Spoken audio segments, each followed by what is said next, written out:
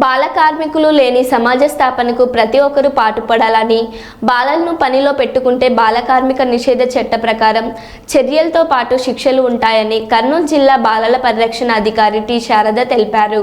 కర్నూలు నగరంలోని 48వ వార్డు రోజా వీధిలో సాయంకాలం పిల్లలు బడికి పెద్దలు పనికి అవగాహన కార్యక్రమం రోజా మహిళా ఐక్య సంఘం అధ్యక్షురాలు మిసాల సుమలత ఆధ్వర్యంలో జరిగింది. ఈ సందర్భంగా కర్నూలు జిల్లా బాలల పరిరక్షణ అధికారి టి శారద మాట్లాడుతూ కర్నూలు జిల్లా టాస్క్ ఫోర్స్ కమిటీ ఆధ్వర్యంలో ఆపరేషన్ స్వేచ్ఛ వేస్త్రిలో భాగంగా వివిధ ప్రభుత్వ శాఖల ఆధ్వర్యంలో విస్తృతంగా బాల కార్మికుల నిర్మూలన కోసం తనిఖీలు చేశామన్నారు.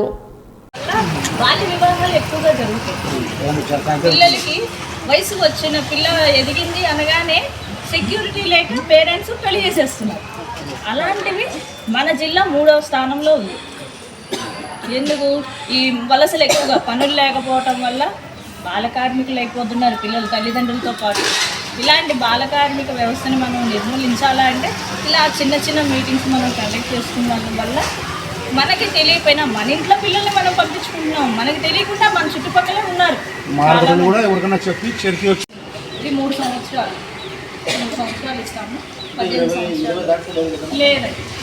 ఇది చిన్న పిల్లలు అని ఎందుకంటున్నాము? 18 సంవత్సరాలు మా ద్వారా ఉపయోగం అనేది కలగాలి. దాని ఉద్దేశంతోనే మేము వచ్చాము. సార్ ఇక్కడ పెట్టారు, ఊరికే ఏం పెట్టాల.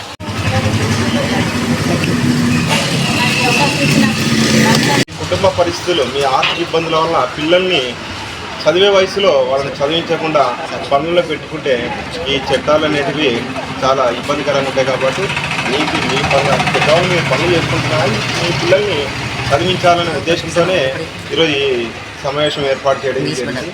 కాబట్టి ఈ అవకాశం ఇచ్చిన మీకు అందరికీ ధన్యవాదాలు.